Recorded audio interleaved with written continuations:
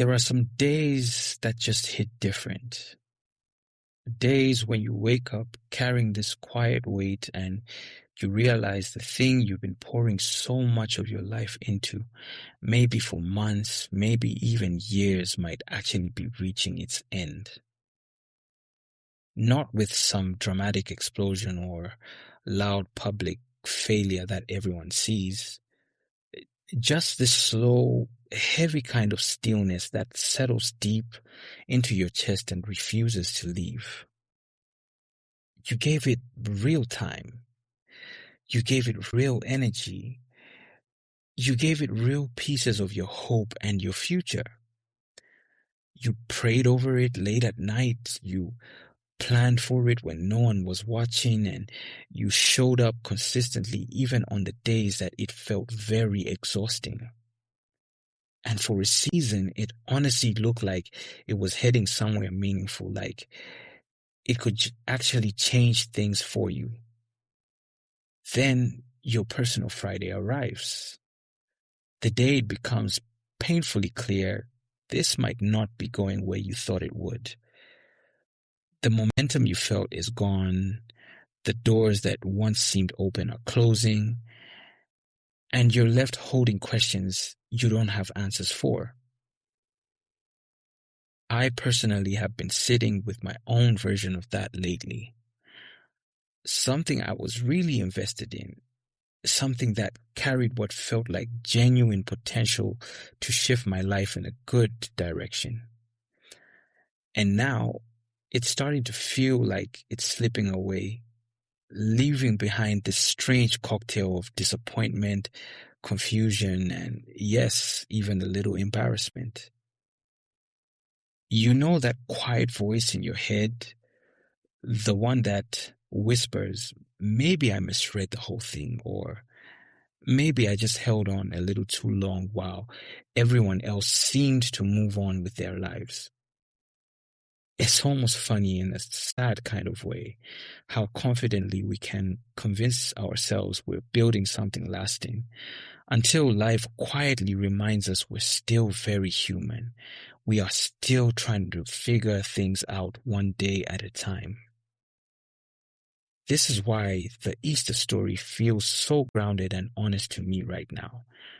Not as a polished holiday memory we pulled out once in a year, but as something that actually mirrors the Friday we live through in real life.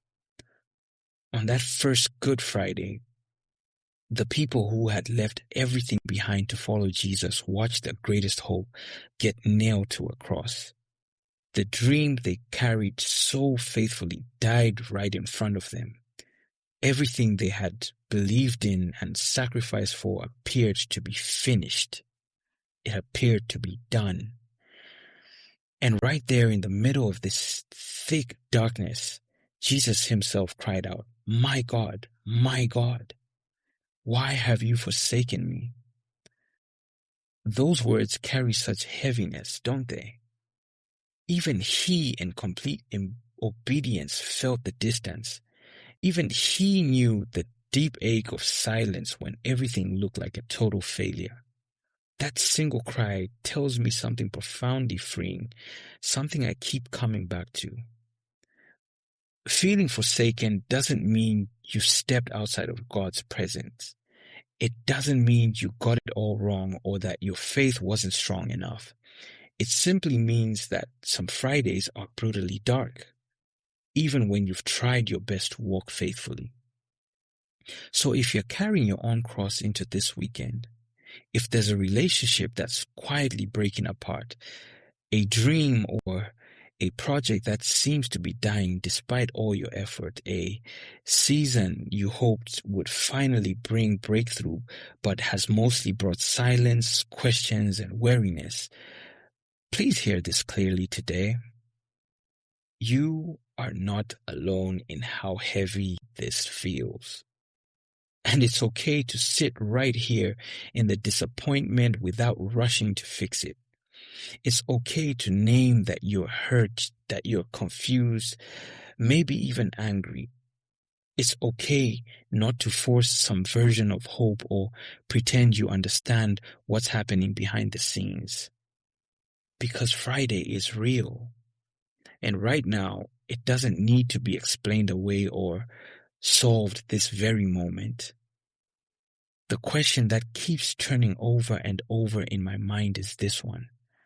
What do you do when the story you thought you were living ends on a Friday? When all that stretches ahead of you is a long, quiet Saturday with no answers, no visible movement, no clear way forward yet. That's the space so many of us are actually living in right now.